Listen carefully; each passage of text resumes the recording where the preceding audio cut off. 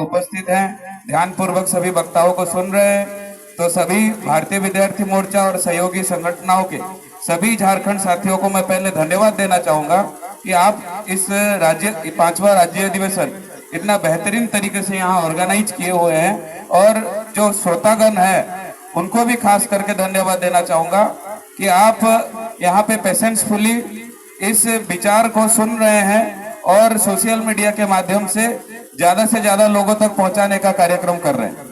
बारिश हो रहा है तो लंबा बातें मैं नहीं करूंगा। साथियों, देश में 1950 के बाद हमें शिक्षा का अधिकार मिला आर्टिकल 21A के अनुसार। मगर आर्टिकल 21A के अनुसार जो शिक्षा का अधिकार आज के डेट में मिला है, 29 जुलाई 2020 में न्यू एजुकेशन पॉलिसी लागू हुआ। ये न्यू एजुकेशन पॉलिसी 34 साल के बाद भारत में लागू हो रहा है, बदला जा रहा है। इस न्यू एजुकेशन पॉलिसी के माध्यम से हमारे जो बहुजन समाज के जो स्टूडेंट्स यूथ है, जो छात्र छात्रा हैं, जो भाई बहन है, तो हमारा जो शिक्षा का व्यवस्था है उस व्यवस्था को खत्म करने का कार्यक्रम इस न्यू एजुकेशन पॉलिसी के माध्यम से होने जा रहा है। साथियों, जब कोविड का समय था तब न्यू एजुकेशन पॉलिसी भारत में लागू किया गया। इस न्यू एजुकेशन पॉलिसी में हमारा जो प्रतिनिधित्व व्यवस्था है, जिसको हम रिजर्वेशन कहते हैं, शिक्षा में हमें रिजर्वेशन का अधिकार मिला। इस रिजर्वेशन सिस्टम को बंद करने का, हटा देने का षड्यंत्र इस न्यू एजुकेशन पॉलिसी में है। हमारे जो विद्यार्थी भाई लोग जब बाहर जाते हैं, हॉस्टल में रहकर पढ़ाई करते हैं, मेस में रहकर पढ़ाई करते हैं, इस हॉस्टल में मेस में ना रहकर पढ़ाई करे, इसके लिए व्यवस्था न्यू एजुकेशन पॉलिसी में है। कोई भी प्रकार का जिक्र नहीं है। साथियों, बाहर से 1000 से ज्यादा कंपनी भारत में आने वाला है और जितना भी गवर्नमेंट संस्थान है उसमें इन्वेस्टमेंट करेगा और सारे गवर्नमेंट संस्थान, जितने भी गवर्नमेंट संस्थान है, कॉलेजेस है, उसको वो प्राइवेटाइज करेगा। और प्राइवेटाइजेशन के द्वारा हम सबको पता है कि हमारा हक अधिकार खत्म हो गया है और प्राइवेटाइजेशन करके सारे जो गवर्नमेंट संस्थान है उसको बंद करने का षड्यंत्र है। साथियों, न्यू एजुकेशन पॉलिसी में रीजनल लैंग्वेजेस पढ़ाया जाएगा। आपका जो यहाँ का आंचलिक भाषा है उसी आंचलिक भाषा में आपको पढ़ाया जाएगा। मैं आपको यह सवाल पूछना चाहता हूँ, अगर आंचलिक भाषा में हम लोग पढ़ाई करते हैं और इंटरनेशनल यूनिवर्सिटी, इंटरनेशनल छोड़ो, दूसरे राज्य के जो यूनिवर्सिटी हैं वहां पे जाके अगर पढ़ाई करने का मौका मिलेगा, क्या हम पढ़ पाएंगे? क्योंकि इंग्लिश का नॉलेज हमारे पास नहीं होगा, आंचलिक भाषा में पढ़े होंगे। और हम सबको पता है कि जितना इंटरनेशनल यूनिवर्सिटी है, जितने भी नेशनल यूनिवर्सिटी है, उनका बेसिक लैंग्वेज इंग्लिश में है। हमको सारा सब्जेक्ट इंग्लिश में पढ़ाई करना पड़ेगा। तो ये षड्यंत्र है कि आने वाले समय में आप जो भाई बहन बैठे हुए हैं, आप इंटरनेशनल यूनिवर्सिटी में ना जाए, ये षड्यंत्र 2020 में न्यू एजुकेशन पॉलिसी के माध्यम से चल रहा है। तो इस षड्यंत्र को हम सबको जानना और समझना बहुत आवश्यकता है, क्योंकि हो सकता है कि षड्यंत्र को हम आंख के सामने अभी ना देख पाए, मगर आने वाले समय में जब आप लोग बड़े होंगे, जब आपके भाई बहन स्कूल कॉलेज में आएंगे, ये पॉलिसी धीरे धीरे इम्प्लीमेंटेशन होगा। और अभी का जो प्रेजेंट सिचुएशन है, लगभग 60% से ज्यादा जो गर्ल्स लोग हैं, यहाँ पे बहुत सारे गर्ल्स लोग उपस्थित हैं, 60% से ज्यादा गर्ल्स लोग 10वीं के बाद स्कूल ही छोड़ देते हैं, ड्रॉप आउट कर लेते हैं। कोई भी गर्ल्स लोगों का कैसे ज्यादा अच्छा शिक्षा किया जाएगा वो न्यू एजुकेशन पॉलिसी में जिक्र नहीं है। ये लोग बड़े बड़े स्टेज लगाते हैं, माननीय नरेंद्र मोदी बड़े बड़े स्टेज में जाके भाषण करते हैं, बेटी पढ़ाओ बेटी बचाओ। बेटी पढ़ाने का कोई भी सिद्धांत न्यू एजुकेशन पॉलिसी में नहीं है, जिक्र ही नहीं है। तो साथियों, अभी जो न्यू एजुकेशन पॉलिसी है ये आधुनिक मनुस्मृति है, क्योंकि मनुस्मृति में हमें शिक्षा का अधिकार नहीं था, रोजगार का अधिकार नहीं था, अस्त्र शस्त्र चलाने का अधिकार नहीं था। प्रेजेंटली ये आधुनिक मनुस्मृति के नाम पर न्यू एजुकेशन पॉलिसी इंप्लीमेंटेशन किया गया है। और अभी का जो हमारा मिनिस्टर है, एजुकेशन मिनिस्टर धर्मेंद्र प्रधान, वो उड़ीसा से ही आता है। वो धर्मेंद्र प्रधान ओबीसी से है, मैं भी ओबीसी से हूँ, मगर धर्मेंद्र प्रधान 3 साल से न्यू एजुकेशन पॉलिसी के बारे में कोई भी एक स्टेटमेंट नहीं दिया है, शिक्षा के बारे में कोई भी स्टेटमेंट नहीं दिया है। अभी नीट का एग्जाम में स्कैम हुआ, धांधली हुआ, लगभग 67 लोगों ने टॉप हासिल किया। हर साल 2-3 लोग ही टॉप करते थे, इस साल नीट में 67 लोगों ने टॉप किया, इसके बारे में कोई भी जिक्र नहीं हुआ। राष्ट्रीय स्तर में भारतीय विद्यार्थी मोर्चा के नेतृत्व में हम लोगों ने नीट स्कैम के बारे में उजागर करने का कार्यक्रम किया, लोगों को जागरूक किया, और जागृति के बाद भी ये जो एजुकेशन मिनिस्टर है ये नीट के बारे में एक लाइन भी नहीं बोल रहा है। हमारे जो स्टूडेंट्स यूथ है सालों भर घंटे घंटे 12 घंटा 14 घंटा पढ़ाई करके बड़े बड़े कॉम्पिटिटिव एग्जाम में जाते हैं, वो लोग सामान्य पेपर लीक करके हमारा भविष्य को अंधकारमय करने का कार्यक्रम कर रहे हैं। बड़े बड़े स्टेज से हमारे महापुरुषों को ज्ञान लेते हुए हमारे जो सेंट्रल गवर्नमेंट स्टेट गवर्नमेंट के मिनिस्टर हैं वो बोलते हैं भारत आत्मनिर्भर बनना चाहिए, मगर आप जान के आश्चर्य होंगे एनसीआरबी का रिपोर्ट कहता है प्रत्येक दिन 38 स्टूडेंट्स आत्महत्या कर रहे हैं, और उसका कारण क्या है? बेरोजगारी। क्योंकि शिक्षा का अधिकार हमें मिला, रोजगार का अधिकार आज के डेट में डिसॉल्व कर दिया गया है। प्रत्येक दिन 38 बेरोजगार सुसाइड कर रहे हैं। ये हमारे SC ST OBC के ही है। इसके साथ ही जितने भी बड़े बड़े यूनिवर्सिटीज हैं उस यूनिवर्सिटी से हमारे बहुजन समाज के ही SC ST OBC लोग 25 लास्ट 5 साल में लगभग 25,000 से ज्यादा स्टूडेंट्स हायर यूनिवर्सिटीज में जो पढ़ रहे हैं ड्रॉप आउट किए हैं। अभी मैं रिसेंट रिपोर्ट आपको बताना चाहता हूं, टॉप 100 कॉलेजेस में भारत का एक भी कॉलेज नहीं है।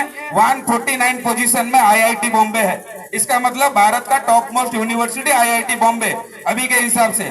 परसों का रिपोर्ट है IIT बॉम्बे में जो प्लेसमेंट मिलता है, क्योंकि IIT बॉम्बे का हम सबको पता है कि जो भी वहां पे पढ़ाई करने जाता है जेई का एडवांस मेन क्लियर करके जाता है, और वहां पढ़ाई करने के बाद 10 लाख 15 लाख 20 लाख का नौकरी तय रहता है। वही कॉलेज में इस साल प्लेसमेंट मात्र 4 लाख 3 लाख का हुआ है। तो सोचिए IIT बॉम्बे का अगर ये हाल है तो हमारा जो आंचलिक प्राइवेट अनुष्ठान है, जो छोटे मोटे अनुष्ठान है, उनका क्या हालत होगा। तो इस देश में पॉलिसी बना के हमारा हक अधिकार को वंचित करने का कार्यक्रम चल रहा है। इसलिए हम सबको सामाजिक शिक्षा लेने का बहुत जरूरत है, क्योंकि हम लोग जो भी यहाँ पे बैठे हुए हैं we all are academically qualified. आप 10th का पढ़ाई कर रहे हो, आप 12th का पढ़ाई कर रहे हो, आप डिप्लोमा का पढ़ाई कर रहे हो, आप बीटेक का पढ़ाई कर रहे हो। पढ़ाई करने के बाद आपको एक सर्टिफिकेट मिलेगा, वही सर्टिफिकेट लेके जाओगे आपको नौकरी मिलेगा। We all are academically qualified. मगर सामाजिक क्षेत्र में हमारे जितने भी महापुरुषों का फोटो यहाँ पे लगा है, ना ज्योतिराव फुले के बारे में कोई जानता है? कोई भी सिलेबस में उनके जिक्र नहीं है। बाबा साहेब अम्बेडकर के बारे में जिक्र नहीं है, सावित्रीबाई फुले के बारे में जिक्र नहीं है, बिरसा मुंडा के बारे में जिक्र नहीं है। मगर जिक्र किसका है?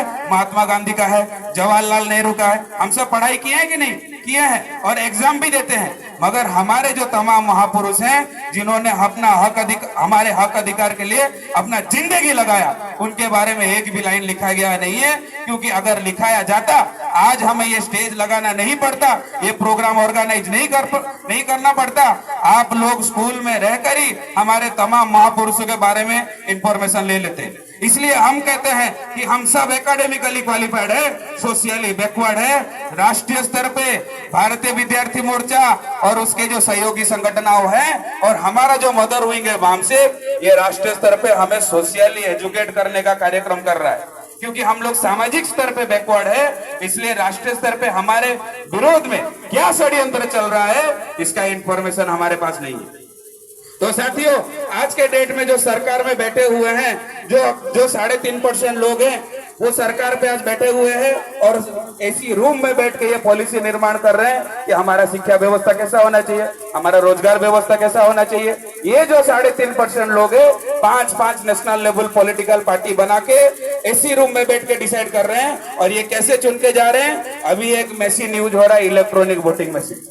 इलेक्ट्रॉनिक वोटिंग मशीन के द्वारा ये लोग षड्यंत्र पूर्वक हमारा संख्या ज्यादा होते बावजूद ये 3.5% लोग संसद में चुन के जा रहे हैं और वहां पे बैठ के हमारे विरोध में पॉलिसी निर्माण करने का कार्यक्रम कर रहे हैं।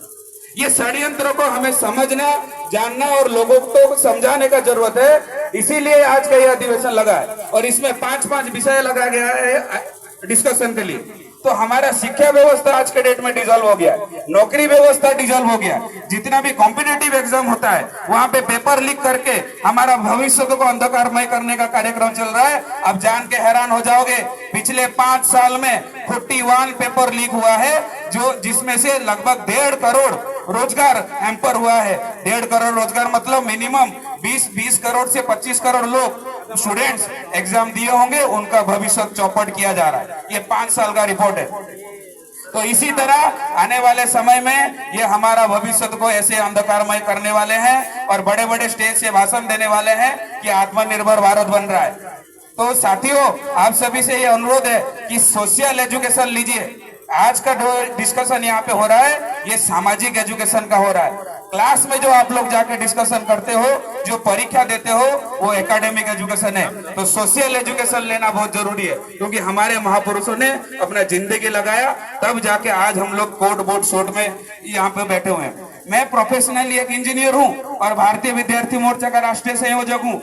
10 साल से इस संगठन के साथ काम कर रहा हूँ। कॉलेज लेवल से लेकर संगठन ने मुझे राष्ट्रीय स्तर का जिम्मेदारी दिया है। कैसे दिया? सोशल एजुकेशन के द्वारा। इसलिए भारतीय विद्यार्थी मोर्चा ये लीडरशिप मेकिंग फैक्ट्री है, ये नेतृत्व निर्माण करने का फैक्ट्री है। क्योंकि जो बामसेब संगठन है राष्ट्रीय स्तर पे काम कर रहा है, ये एम्प्लॉय लोगों का संगठन है, मगर एम्प्लॉय आंदोलन नहीं कर सकता, एम्प्लॉय एजुटेशन नहीं कर सकता, एम्प्लॉय भारत बंद नहीं कर सकता, युवा भारत बंद कर सकता है, युवा एजुटेशन कर सकता है। क्योंकि युवा को अगर पलट देंगे, अभी वायु चल रहा है, अभी हवा दे रहा है, युवा को अगर पलट देंगे वो होता है वायु। एक युवा के पास वायु रेट में हर प्रकार का व्यवस्था को परिवर्तन करने का शक्ति होता है। इसीलिए उसको खत्म करने के लिए अभी ऑनलाइन गेमिंग के द्वारा हमारे विद्यार्थी स्टूडेंट्स यूथ भाइयों को घर बैठकर करोड़पति कैसे बने ऐसा सपना दिखाया जा रहा है। और आप जान के हैरान हो जाओगे, लास्ट 5 साल में लगभग 59,000 आप जैसे स्टूडेंट्स और यूथ लोगों ने सुसाइड किया है गेम खेल खेल के। क्योंकि गेम खेल खेल के जो आर्थिक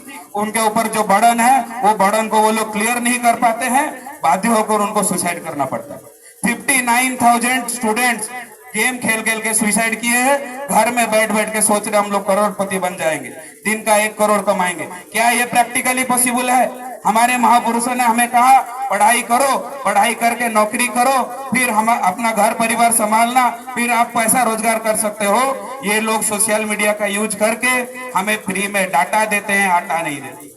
हमें फ्री में डाटा देने का कार्यक्रम कर रहे हैं। इस डाटा से हमें घर बैठकर डाइवर्ट करने का कार्यक्रम चल रहा है।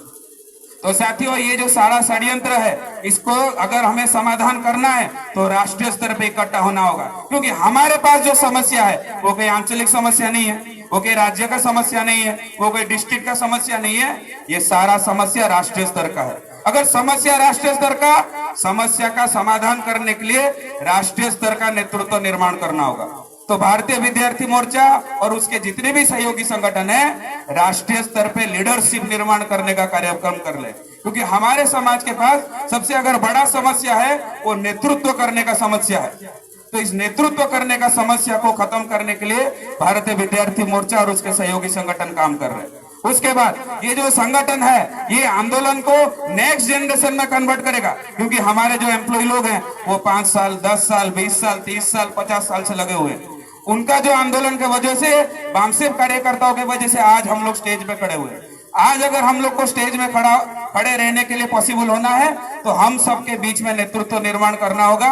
उससे क्या होगा, हमारा ये आंदोलन ये नेक्स्ट पीढ़ी में कन्वर्ट होगा। नेक्स्ट पीढ़ी में अगर कन्वर्ट होता है तो जो 3.5% लोगों के द्वारा जो व्यवस्था बनाया गया है, जो असमानता का व्यवस्था है, अन्य अत्याचार का व्यवस्था है, ये व्यवस्था को हम लोग खत्म कर सकते हैं। तो इसलिए राष्ट्रीय स्तर पे भारतीय विद्यार्थी मोर्चा स्टूडेंट्स लोगों को जोड़ने का कार्यक्रम कर रहा है। आप लोगों जैसे जो स्टूडेंट्स है, जो स्कूल में कॉलेज में पढ़ाई कर रहे हैं, उनको जोड़ने का काम कर रहा है। भारतीय युवा मोर्चा पढ़ाई करने के बाद जब आप यंग रहते हैं, जब कॉम्पिटेटिव एग्जाम में प्रिपेयर रहते हैं, उनको जोड़ने का कार्यक्रम कर रहा है। भारतीय बेरोजगार मोर्चा हम लोगों में से जो स्टूडेंट्स यूथ हैं, जो गवर्नमेंट नौकरी नहीं कर पाए, उनको राष्ट्रीय स्तर पर जोड़ने का कार्यक्रम करता है। राष्ट्रीय आदिवासी छात्र संघ आदिवासी भाई बहनों में, आदिवासी स्टूडेंट्स में नेतृत्व डेवलप करने का कार्यक्रम करता है। इंडियन स्कॉलर रिसर्च एसोसिएशन वो पीएचडी भाइयों को जोड़ने का कार्यक्रम करता है, जो रिसर्च भाई लोग हैं।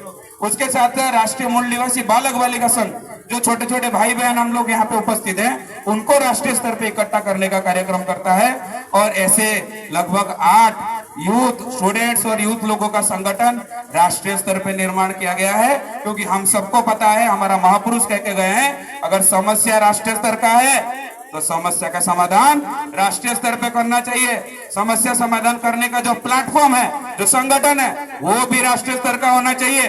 जो नेतृत्व है वो भी राष्ट्रीय स्तर का होना चाहिए। अगर होता है तभी जाके हमारा हर प्रकार का समस्या का समाधान हो सकता है। हमारे महापुरुषों ने राष्ट्रीय स्तर का संगठन बनाया, इसलिए हमें रिजर्वेशन का अधिकार मिला, शिक्षा का अधिकार मिला, हर प्रकार का अधिकार मिला। कल चलकर अगर हमें अपना भविष्य को सेफगार्ड करना है, सुरक्षित करना है, तो राष्ट्रीय स्तर का संगठन में आना पड़ेगा, राष्ट्रीय स्तर का संगठन निर्माण करना पड़ेगा। ब्लॉक से लेकर राष्ट्रीय स्तर तक लीडरशिप निर्माण करना पड़ेगा।